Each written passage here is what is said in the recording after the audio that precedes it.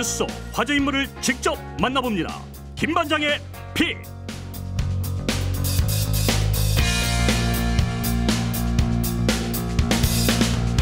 정부가 의대 입학 정원 확대 방침을 밝혔죠. 아직 구체적인 규모는 밝히지 않고 있는데요.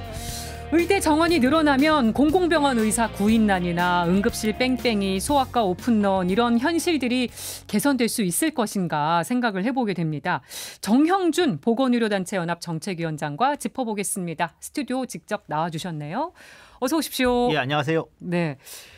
일단 우리나라 의사 수가 많이 적긴 적은 거죠. 이 부분부터 짚어봤으면 좋겠습니다. 일단 저희가 뭐 이걸 객관적으로 보는 방법이 네. 이제 저희 그 주요 선진국들의 모이면 OECD 기준으로 봤을 때 평균이 1000명당 한 3.5명 정도 되는데 네. 한국이 지금 2.6명입니다.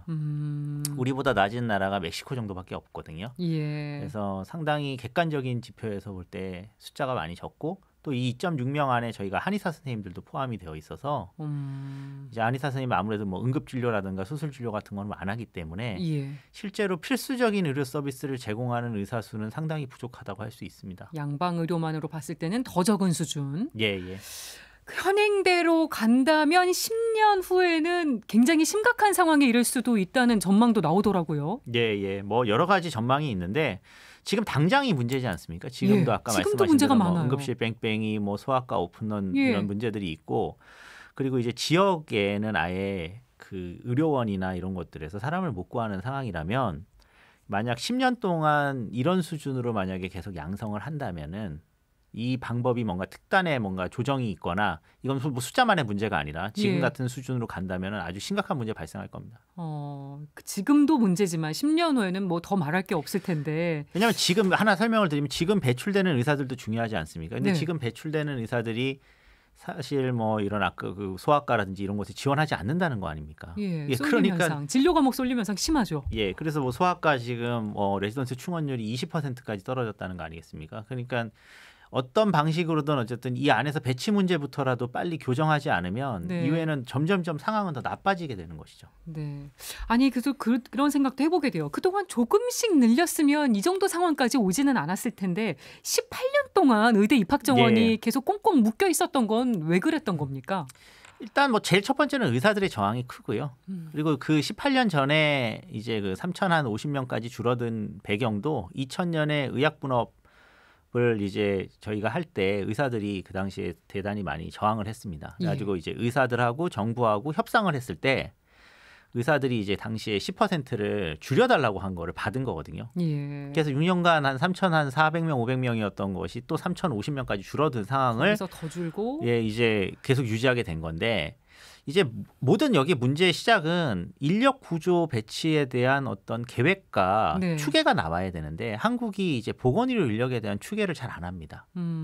그리고 이전 정부에서도 그 계획을 안 세우고 그런 문제들을 차일피일 뒤로 미룬 거죠. 하다가 여기까지 온 거예요, 상황이. 그러니까 지금 코로나가 발생했을 때 기억해 보시면 2020년에 문재인 정부에서 이제 처음에 이제 의대 정원 연 400명 이제 증원 이야기했을 때 이제 의사들이 강력한 저항을 하면서 진료 거부까지 나가고 코로나 시기에 그러면서 네. 원점으로 지금 돌아간 건데 왜 그 시점에 돼서야 400명 증원안이 나왔는지 생각을 해보시면 코로나 상황이 발생하고 나니까 이제 저희가 공적 의료기관에 인력이 너무 부족하다는 게 분명해졌다는 거예요. 예. 그러니까 닥치고 나서 지금 사실은 이걸 지금 메꾸기 위해서 계속 이야기를 하고 있는 것이고 그 사이에는 제대로 된 계획이나 추계를 안 한 게 가장 큰 문제입니다. 네.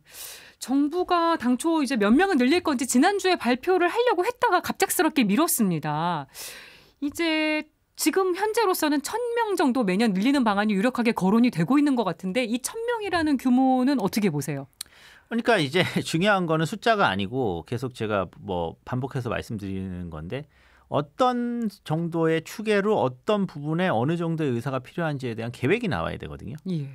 그러니까 이제 지방의 공공의료원을 어느 정도 수준으로 만약에 증축하고 만약 인구 소멸 지역이나 이런 곳에도 공공의료원을 더 만든다고 하면 의사가 더 필요할 거고요. 네. 현행 구조대로 만약에 간다고 하면 또 뭐 의사가 그렇게 많이 필요하지 않을 수 있는데 이런 계획과 추계가 나오지 않은 상황에서 숫자만 지금 나오다 보니까 그건 의미가 없는 일이다. 정부도 이제 그 숫자를 이야기하기가 좀 옹색하죠. 왜냐하면 그 계획들이 있어야 되는 거고 뭐 보건사회연구원이나 KDI 연구 자료를 가지고 의사가 부족하다는 것까지는 이야기하는데 예. 그럼 우리가 이제 뭐 어느 정도 수준으로 어떻게 늘리겠다는 방안이 있어야 되고요. 문재인 정부 때도 연 400명 10년간 일단 4,000명 늘려보자였던 건데 예. 당시에 이제 그래도 디테일한 계획들이 몇 개 있지 않았습니까? 뭐 공공의대 50명, 뭐 300명 지역의사제. 근데 지금 정부에서는 그런 디테일한 계획들을 전혀 이야기하고 있지 않아요. 그러다 보니까 숫자는 사실 국민들이 봤을 때는 많이 늘리면 무조건 좋죠. 예. 그리고 지금 뭐 입시 시장에서도 이 들썩거릴 수 있고.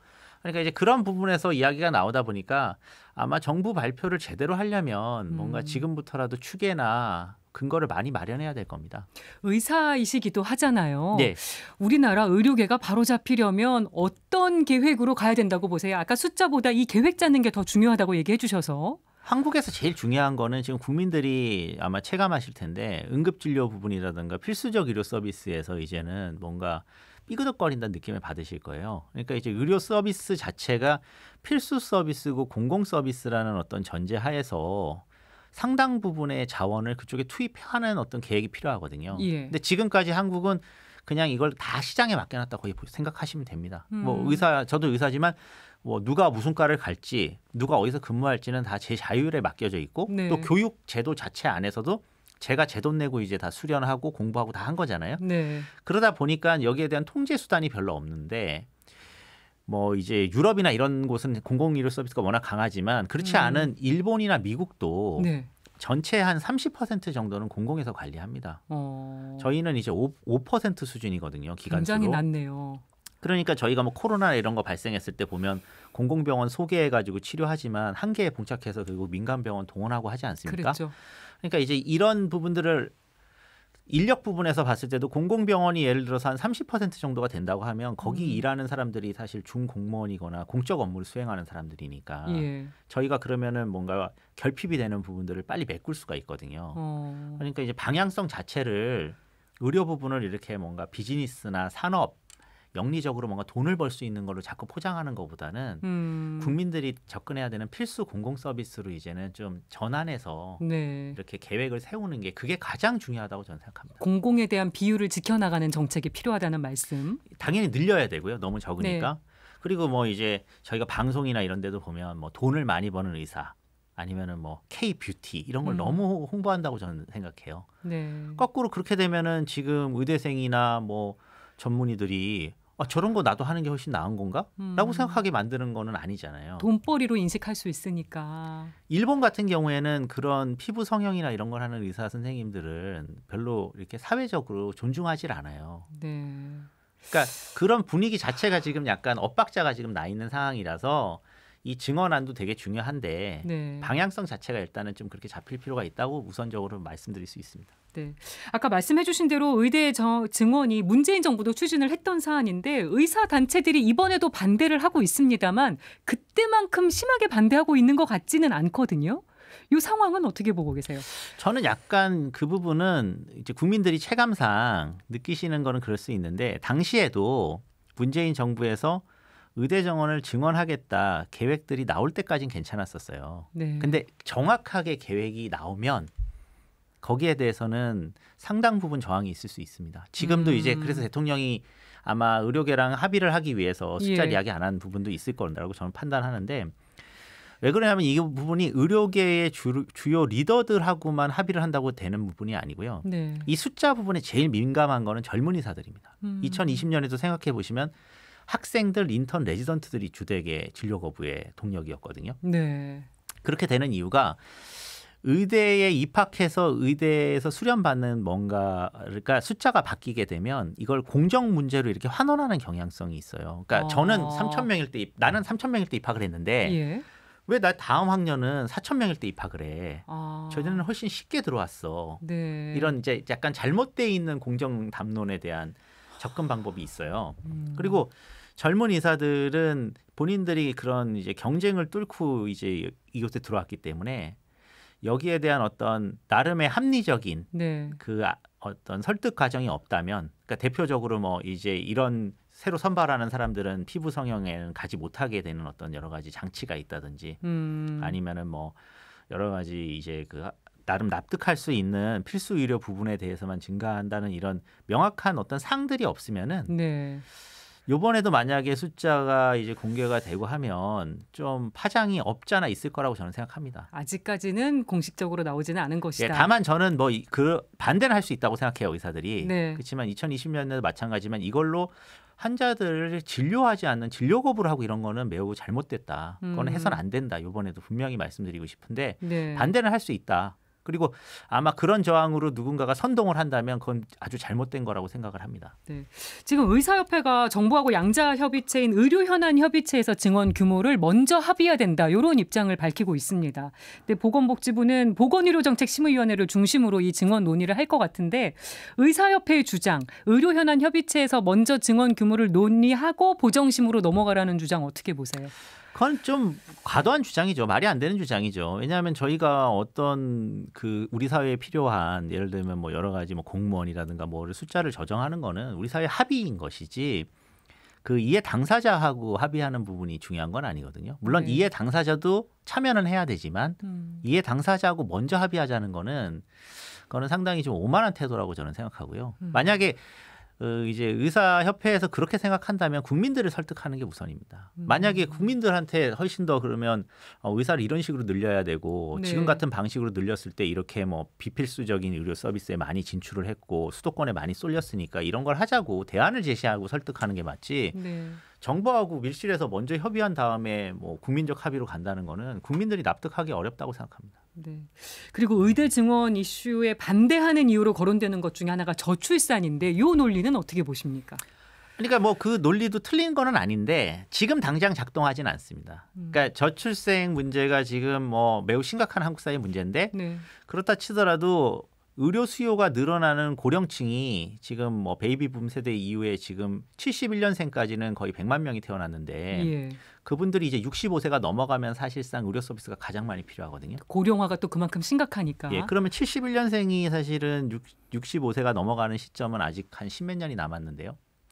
그때부터 폭발적인 의료 수요가 증가할 수 있다는 점을 계산해서 사실은 수급해야 되고 이후에 저출생 이 세대가 이제 인구가 줄어드는 측면이 됐을 때 그러면 당연히 새로 나오는 어떤 젊은 의사들을 줄이는 방법은 고려해 볼 수 있겠습니다. 네. 다른 나라들 사정은 어떤지 궁금해요. 의대 정원 관련해서요. 자, 다른 나라들은 재밌습니다. 유럽 국가들은 대체로 의대생을 늘리면 의사들도 좋아하고 국민들도 좋아하죠. 우리랑 반대되는 부분이 좀 있는 것 같습니다. 왜 그러면 이제 유럽 국가들의 대부분은 공적 의료 서비스를 제공하기 때문에 의사들 입장에서는 의사가 늘어나면 자신의 노동 강도가 줄어들잖아요. 네, 생각하는 논리 자체가 다르네요. 예, 그렇게 되고 또 국민들 입장에서는 의료 서비스 지금 유럽 국가들은 공적 서비스에서 제일 문제가 되는 게 대기입니다. 예, 대기 기간이고 뭐 그다음에 주치의가 전문의한테 소개를 했는데 거기서 또 이제 대기가 생겨서 뭐 웨이팅 이야기가 많이 나옵니다. 그래서 예. 뭐 한국 의료 시스템이 더 낫다고 주장하시는 분이 웨이팅 없는 거 아니냐 그런 거 라는 장점으로. 주장을 할 정도인데 네. 이제 유럽에서는 당연히 그런 걸 줄이기 위해서는 당연히 의사가 더 필요하다는 걸 알고 있고요. 그래서 독일 같은 경우에는 거의 뭐 저희 수준의 거의 2배 수준, 뭐 1년에 막 2, 3천 명씩 지금 증원하고 있는데도 네. 아무 문제가 없고 또 의사들도 환영을 하죠. 그러니까 어떤 시스템을 공급하느냐에 따라서 사회적 어떤 이 반응이나 아니면은 공급하는 공급자 입장인 의사들의 어떤 이 반응하는 온도 차이도 크다고 저는 생각합니다. 네. 진료과 쏠림 현상, 뭐 가장 대표적인 게 응급실 문제가 되겠습니다만 이런 예. 건 좀 어떻게 해결해야 된다고 보세요? 진료과 쏠림이 이제 지금 너무 많이 진행한 게 앞서 제가 이야기한 대로 그런 피부 성형 같은 영리적이고 좀 산업적인 측면의 의료 서비스 공급하는 분들의 초과 수익이 너무 증가한 게 크고요. 그러니까 이제 그 부분을 어떤 식으로 이제 우리가 가져갈 좀 사회적으로 이렇게 좀 자제시켜야 된다고 저는 보는데 그 자제를 시키는 방향은 뭐 이거를 세무조사하고 뭐 이제 뭐 그 비급여 소득을 등록하고 이런 게 아니고 공적 서비스의 어떤 그 비중을 높여가지고 사실은 이 부분의 지금 문제를 먼저 해결할 필요가 하나 있다고 보고요. 두 번째는 이것도 이제 뭐 다른 문제랑 다 연결이 되어 있는데 지역의 어떤 이런 불균등성을 해결하다 보면 진료과의 불균등성도 자동적으로 어느 정도 해결이 될 수 있습니다. 그러니까 이게 무슨 이야기냐면은 지역에 가게 되면 지역에서 사실 그런 영리적인 비급여 진료나 이런 걸 많이 하는 수는 없거든요. 예. 거기는 이제 필수적인 서비스가 지금 부족해서 그쪽으로 사람을 보낸 거기 때문에 네. 그래서 지역에서 그런 필수적인 서비스를 하는 사람들을 배치하다 보면은 그분들이 다시 이후에 뭐 지역 이사자가 됐든 뭐 공공이대가 됐든 10년 뭐 15년 의무 복무를 하고 수도권에 올라와도 어차피 피부 성형할 가능성이 상당히 떨어집니다. 네, 그렇겠죠. 예.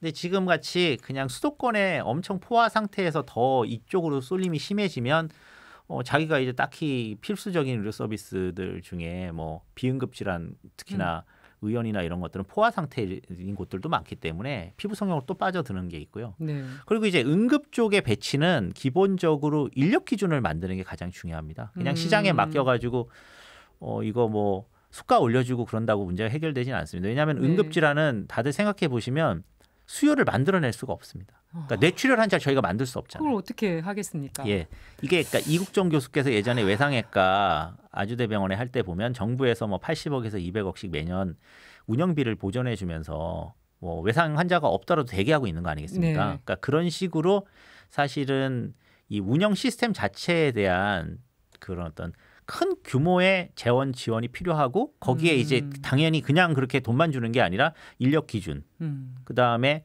그 결과론적으로 이제 후평가를 통해 가지고 어느 정도 응급 환자를 그러면은 이렇게 잘 진료를 했고 어느 정도 뇌 수술을 했고 어느 정도 심장 수술을 했는지를 예, 평가해서 그 다음 연도에 반영해 주는 방식으로 예. 예, 사실은 약간 지금까지 행위가 발생하면 보상하는 것이 아니라 선보상을 하는 계획을 가지고 연 단위로 질평가를 하는 방식의 질단위 평가 뭐 이런 식으로 좀 바꿀 필요가 있습니다. 그 야당에서 주장하고 있는 지역 의사제도 대안이 될 수 있을까요? 지역 의사제가 이제 상당히 그동안 논의가 많이 됐던 것이고 좋은 제도입니다. 네. 근데 이제 저희가 2020년에 시민사회 단체에서는 지역 의사제 좋은데 당시에 이제 의사가 되고 나서 10년 의무 복무였거든요. 네. 그러면 이제 효과가 떨어지기 때문에 전문의가 되고 나서 10년 의무 복무해야 된다라고 이제 주장을 했었고요. 만약에 전문의가 되고 나서 10년 의무 복무를 한다고 하면 효과가 아주 클 거라고 생각합니다. 이 부분은. 그래서 이번에 만약에 증원되는 모든 인원이 다 여기에 배치가 됐으면 좋겠다는 게 제 생각이고요. 왜냐하면 지금 그냥 증원을 했을 경우에는 아까도 말씀드렸지만 지방에 뭐 사립대나 이런 곳에 증원을 해줬을 때 거기서 뭐 학교를 다니고 그 다음에 병원에서 수련한 다음에 수도권으로 올라오는 거 막을 방법이 없거든요. 그렇군요. 그러니까 의무 복무는 꼭 필요하다고 생각합니다. 예. 그리고 의대 정원 늘린다는 얘기가 나오면서 학원가가 아주 술렁이고 있습니다. 뭐 초등학생들부터 예. 의대반 다니고 뭐 이제 반수생, 재수생, 편입생 다 늘어날 거라는 전망이 나오고 있습니다. 특히 이공계 타격이 심할 거라고 우려하는 분들 많은데 이 부분은 어떻게 보십니까? 심각한 문제라고 생각합니다. 저도 뭐 저희 이제 IMF 전에 의과대학에 입학해서 이렇게까지 과열되기 전에 의과대학에 입학하고 의사가 된 경우이지만 이후에 너무나도 이 의대 쏠림이 심해서 이 의료 공급에서도 그 부분도 심각한 문제가 있습니다. 의대 쏠림이 심하다 보니까 아무래도 이제 소명을 가지고 의사로서 환자를 진료하기 위해서 진학하지 않는 사람들도 더 많아지는 거거든요. 네. 왜냐하면 뭔가 상징 자본 같은 느낌이 있어서 의대 입학하면 내가 공부를 아주 잘한 수재였다는 증거 정도로 생각하는 사람들이 많아지고 있는 것도 문제고요. 그래서 이걸 바꿔야 하는데 이건 어쨌든 결과적인 문제라고 저는 보고요. 의료 부분에 대한 어떤 서비스를 영리적이고 상업적인 부분으로 계속 이렇게 부추겨 온 결과라고 생각을 하는데 그렇게 해서 당연히 다른 타 이제 이공 분야나 이런 데보다 이제 의사들이 소득 수준이 높고 안정적이라고 판단하니까 오는 거지 않습니까? 그래서 이 부분을 해결하기 위해서라도 신설되는 증원되는 의사들은 그렇지 않은 방향으로 가는 걸로 정확하게 설계가 돼야 됩니다. 네. 그냥 만약에 지금 1000명 이렇게 얘기해 버리면은 기존에 이공계에 지금 진학해 있던 사람들이 반수하고 재수하고 성적 때문에 의대 안 간 사람들이 또 진학하려고 노력할 것이고 막을 수가 없겠죠. 지금 중학교부터 아마 대치동이나 지금 목동 학원가는 엄청 들썩일 텐데 네. 그 부분을 잡으려면 지역이사제랑 최근에 이제 지방의 국공립대나 사립대들은 의대 입학하려면 네. 지역 균등 입학이라고 해서 수시는 그곳에서 중학교 1학년 때부터 다녔던 사람들을 많이 선발합니다. 그런 제도들을 다 섞어야 된다고 생각합니다. 네. 필수 의료 부분 개념 정립도 제대로 안 된 부분 짚으려고 했는데 시간이 다 돼서 예. 짧게 10초 코멘트 부탁드리겠습니다. 그러니까 필수 비필수 뭐 이런 부분보다는 사실 더 중요한 게 응급 비응급이 중요합니다. 네. 응급에 훨씬 더 많은 자원을 국가와 우리 사회가 투여해야 한다고 생각합니다. 네, 알겠습니다. 지금까지 정영준 보건의료단체 연합 정책위원장과 얘기 나눠봤습니다. 오늘 나와주셔서 고맙습니다. 예, 감사합니다. 저도 여기서 인사드리겠습니다.